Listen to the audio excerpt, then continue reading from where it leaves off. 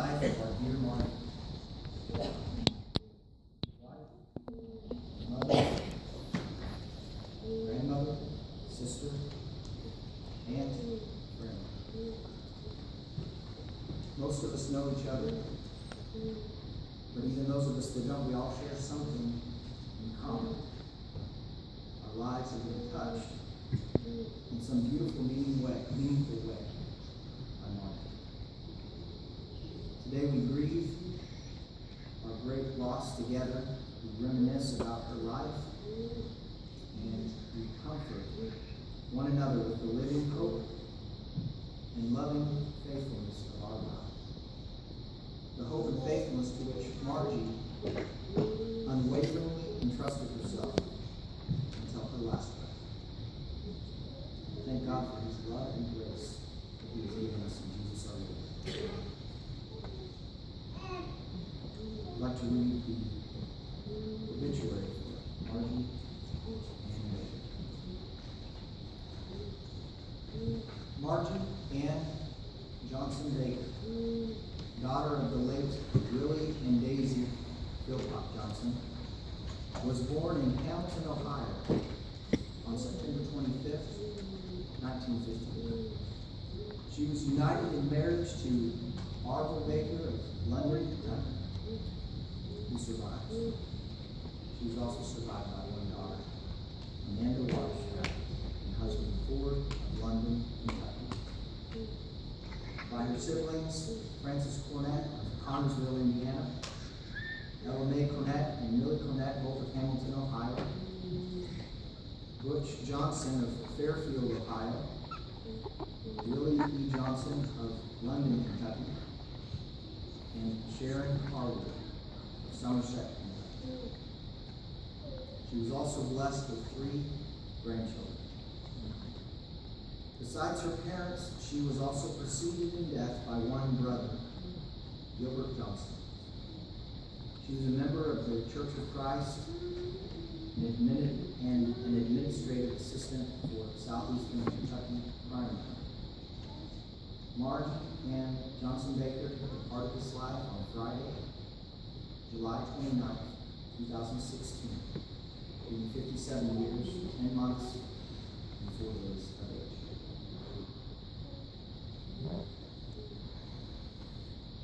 Margaret has requested that I read from Proverbs 31. If you have your card, it's inside the front cover.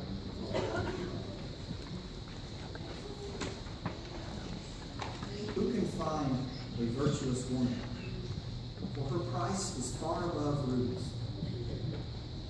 The heart of her husband does safely trust in her, so that he shall have no need of sleep. She will do him good and not evil all the days of her life.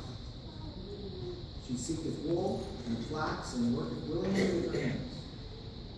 She is like the merchant's ships. She brings her food from afar. She rises also while it is yet night, and giveth meat to her household and a portion to her needs. She considereth the field and buyeth it. With the fruit of her hands she planteth vineyard. She girdeth her loins with strength and strengtheneth her arms. She perceived that her merchandise is good. Her candle goes not out by night. She lays her hand to the spindle, and her hands hold the distaff. She stretches out her hand to the poor, yea, she reaches forth her hands to the needy.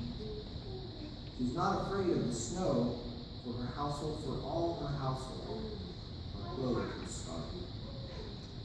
She makes herself coverings of tapestry, her clothing is silk and purple. Her husband is known at the gates, and he sits among the elders of the land. She makes fine linen and sells it, and delivers the girdles unto the merchant. Strength and honor are her clothing, and she shall rejoice in time to come. She opens her mouth with wisdom, and in her tongue is the law of kindness. She looks well to the ways of her household, and eats not the bread of idleness.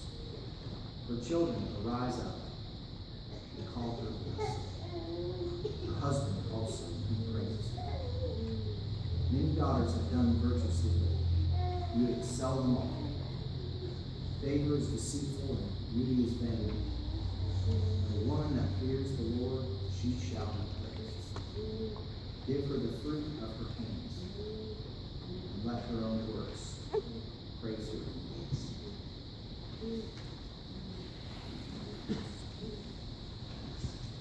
I have just a few things I wanted to say before Luke delivers his message. My name is Aaron Goff. You might not know me. I was privileged to be in the same church family as Arthur and I. My wife Celinda and I are not native Kentuckians, if my accent is not already giving me away. We moved to Kentucky 8 years ago from California. About 9 years ago was the first time we'd ever been to Kentucky. Marvel and Margie, and Amanda and Ford, were the first to welcome us to London. In fact, I think in the video I saw a picture of that weekend, their first weekend we were here. For those of you who know Marvel and Margie and Ford and Amanda, you know there could not have been a better family to welcome us to Kentucky. We could not have felt more loved and valued and welcomed. We had never met before, but we were welcomed into their home that weekend and treated like we were family already. And for all of you who knew Margie, you know exactly what I'm talking about. It was a common experience as those who met Margie for the first time. And who lived life with her. She didn't really need to know your name. She called you honey anyway. I remember Celinda and I talking after we left that first weekend, asking each other, are they for real? Can people really be that kind and loving and welcoming to people they have just met? By the grace of God and with thanks to God, we found out that they were for real.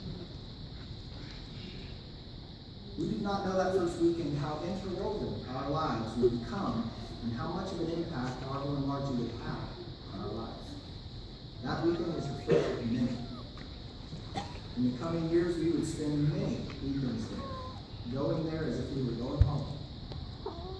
And they would treat us like we were their kids, even when we forgot to take our shoes off when we came inside. Margie loved James. She encouraged and nurtured and hugged and kissed. I would truly miss the way she would laugh when we would talk about something and say, "Oh, honey," and give me a hug. I want to tell you a short story about Margie and then about my little girl, Margie, and I'll be finished. Our little girl, Jessa, was about 1.5 years old when her Granny Margie was sick. And she was Granny Margie to all the kids in our church family. Jessa learned to pray, praying for her Granny Margie to get better. Every prayer began, "Father in heaven, please help Granny Margie to get better." This past Saturday was the first time she prayed since Granny Margie passed. And I didn't know what she would say. Now as a 2.5-year-old, I thought she might fall into the routine of her normal prayer, and then we'd have to remind her that Granny Margie was now with Jesus. She didn't. She started, "Father in heaven, thank you."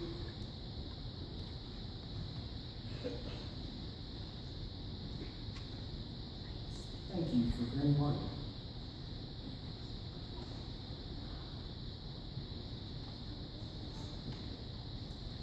Then she paused for a moment, realizing something had changed.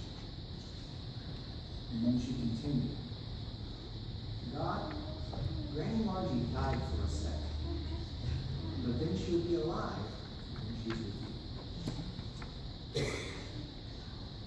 That is the beautiful gospel of our Lord Jesus Christ from the mouth of the Lord. That's the reality and living hope that Margie lived into. And that she died into. The reality of life in the kingdom of God. The reality the resurrection. She died for a second, but she'll be alive when she's dead. Margie died how she lived, trusting in the Lord and bearing witness to his goodness and his faithfulness right up to the very end. She was not afraid to face death.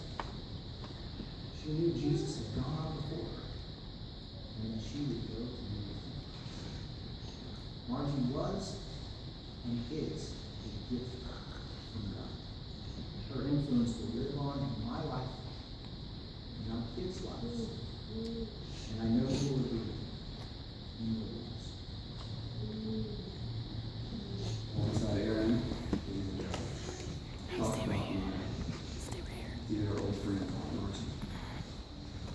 I also am the father of a 2-year-old who is not quite as sensitive as Aaron's 2-year-old. This morning, as I was preparing to come up here, at the time she thought she was coming too. She didn't make it, but she was looking at me as I got dressed and said, "Oh, you're coming too? You're not going to work?" I said, "No, I don't come." She said, "You're coming to the carnival?" And Olivia said, "No, it's a funeral." But I will tell you that it's not all bad. And today we do celebrate. And all these photos that you looked at today, they point to a life that was well lived and a life that can be celebrated.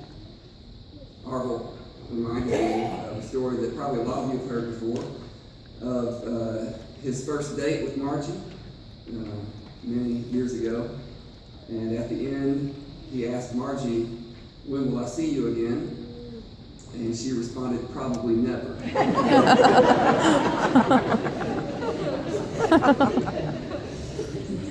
And I want you to know that today, as we let Margie go, we don't say probably never. We say probably soon. In fact, relatively speaking, for all of us, soon.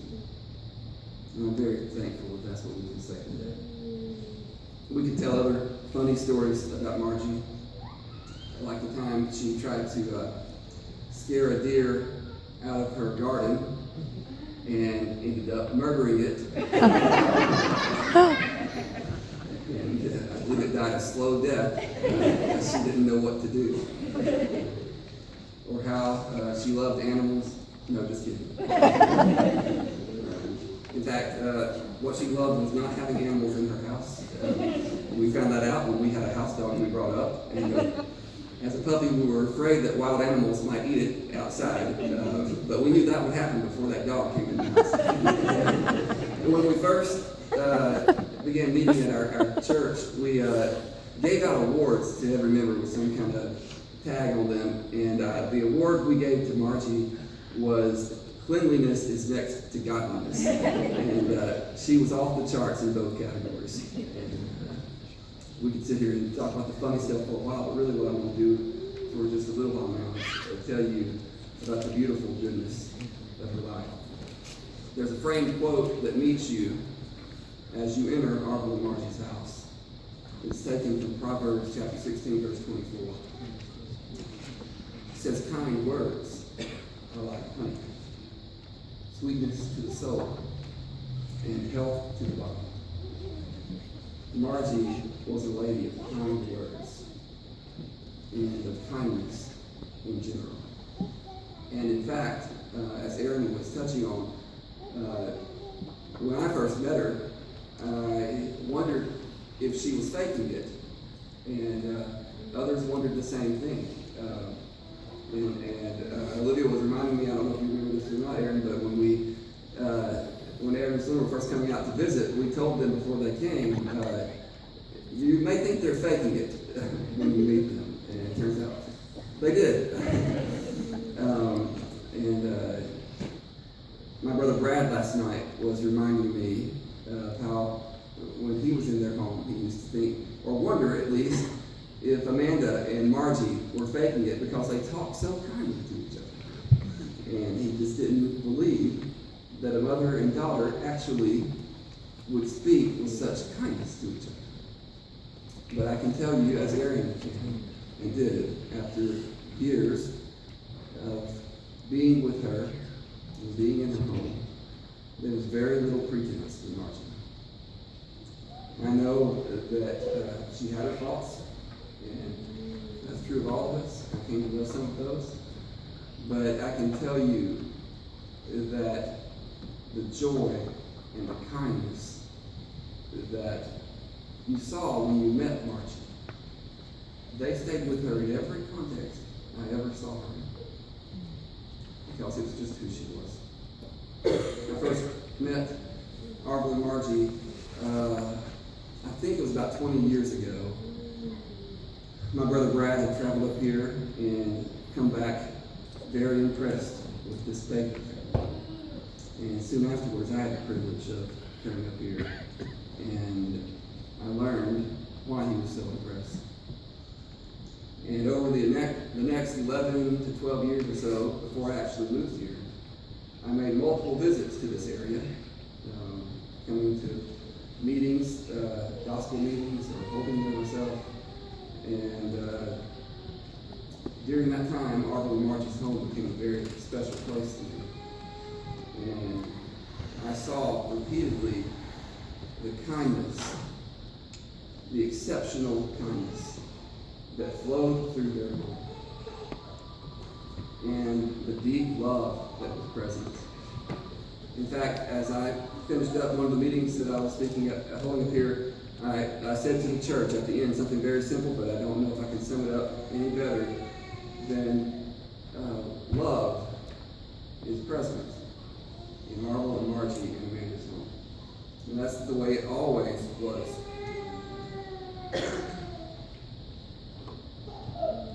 Margie was such a loving and kind person.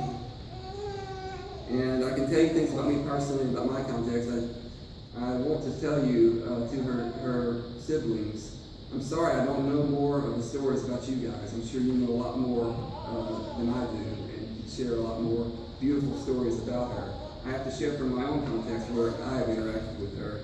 What I do know is that she loved all of you deeply, and you didn't have to be around her very much to know how much she valued you and how close she was to you. Margie probably said countless kind things to me over the years. Just simple things. Not long before she got sick, I remember her looking at me and just saying, "We are so thankful for you."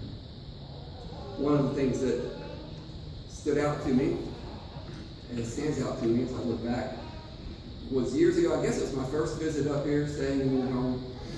And I knew Brad, my older brother Brad, had a very special relationship with Arvel and Margie. And at some point in that stay, Margie looked at me and said, "You're just as easy to love as Brad is." And I knew I was in.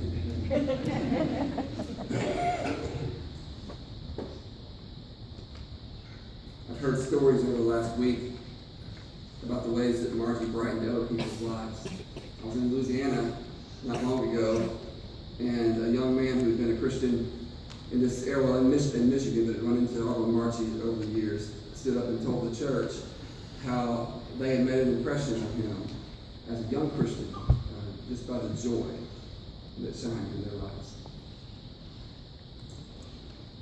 My own daughter, I guess, as she was complaining to me about Margie being gone the other night, just said, "But she was so sweet." And I always went to sit. Margie's kindness overflowed in our church. She was a person of great sympathy. Or to use the biblical term, compassion. When you were feeling something, she seemed to feel it. I think I thought this early on when we were emailing out our church about Margie's sickness and praying, and I realized that Margie was not on there to express compassion for herself anymore. And she would normally be the first person to say, "Oh, honey, we will be praying about this."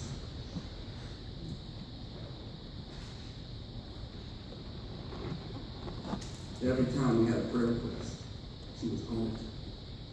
She seemed to have such an effortless faith, such a confidence in the Lord. And it showed up just in the way she talked about Him, as if he's an old friend. Oh, the Lord is good. You see her with a big smile. And she prayed our church into existence. We'll always be grateful for that. And I hope we never forget it. Think about the legacy she left as a person who did not gossip,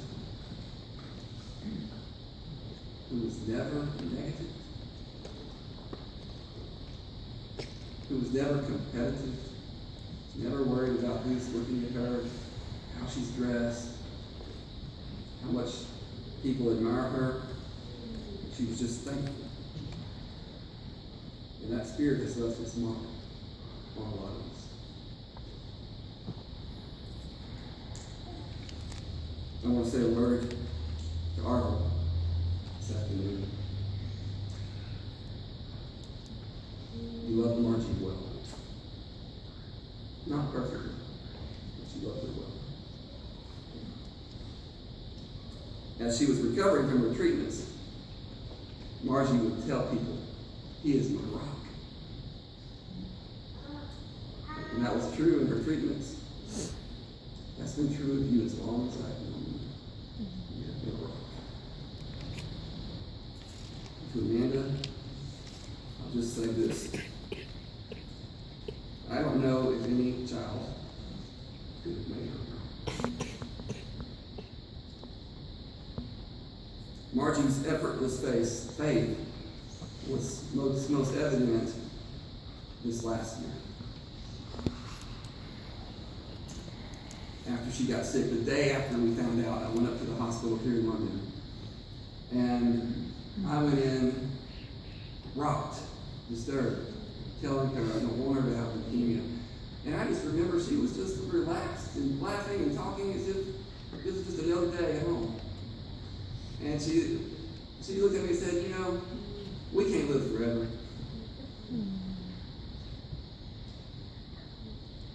I saw her several weeks ago after the cancer had come back and things looked very bleak.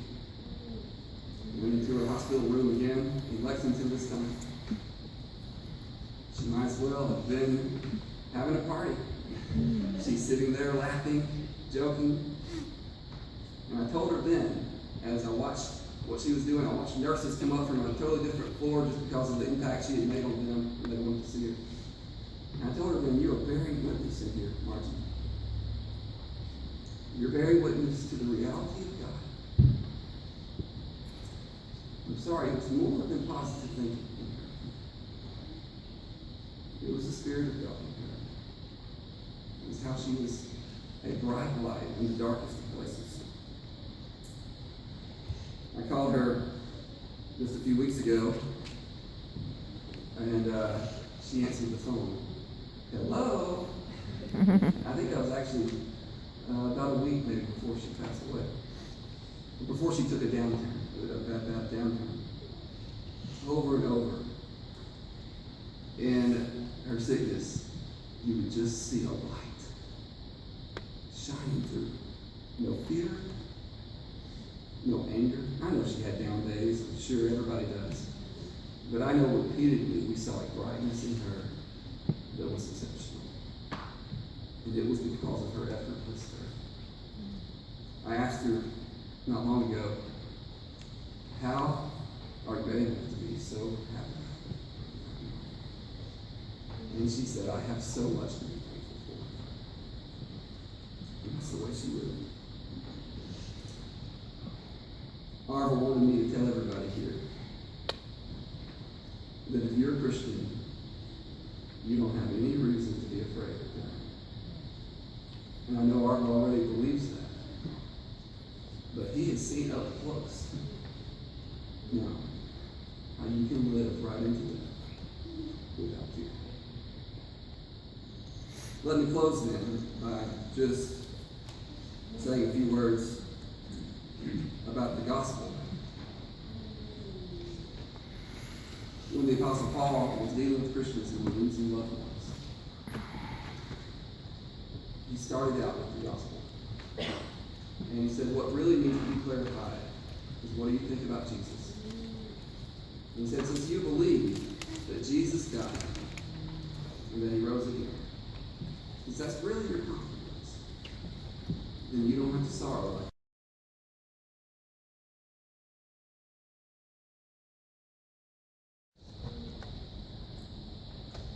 she's very aware.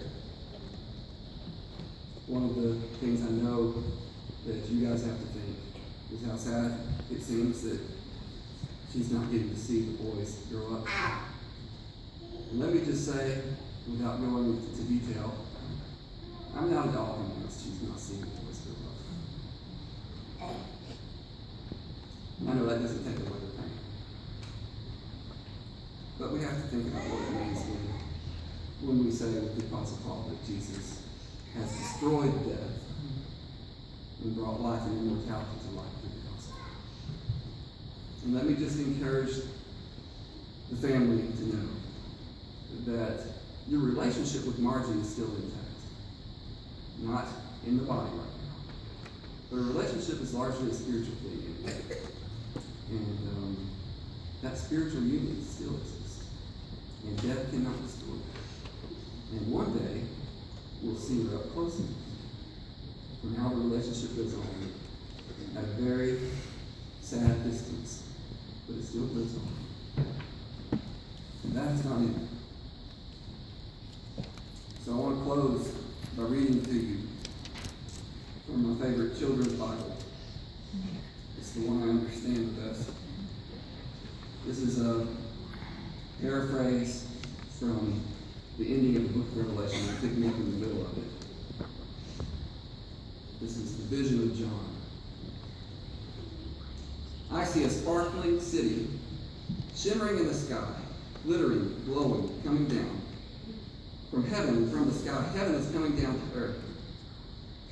God's city is beautiful.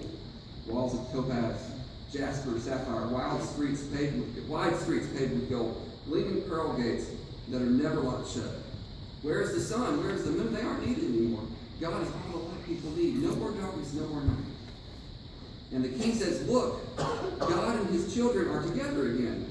No more running away or hiding. No more crying or being lonely or afraid. No more being sick or dying. Because all those things are gone. Yes, they're gone forever. Everything sad has come untrue. And see, I have wiped away every tear from every eye. And then a deep, beautiful voice that sounded like thunder in the sky says, look, I am making everything new. It was hard to squeeze all John saw into words and fit it onto a page and cram it into a book. All the words and all the pages of all the books and all the world would never be enough. I am the beginning, Jesus said. And one day, John knew heaven would come down and mend God's broken world and make it our true, perfect home once again. And he knew in some mysterious way that would be hard to explain. That everything was going to be more wonderful for once having been so sad. And he knew then that the ending of the story was going to be so great, it would make all the sadness and tears and everything seem just a shadow that is chased away by the morning sun. I'm on my way, Jesus said. I'll be there soon. John came to the end of his book. But he didn't write the end. Because, of course, that's how stories finish. And this one's not over.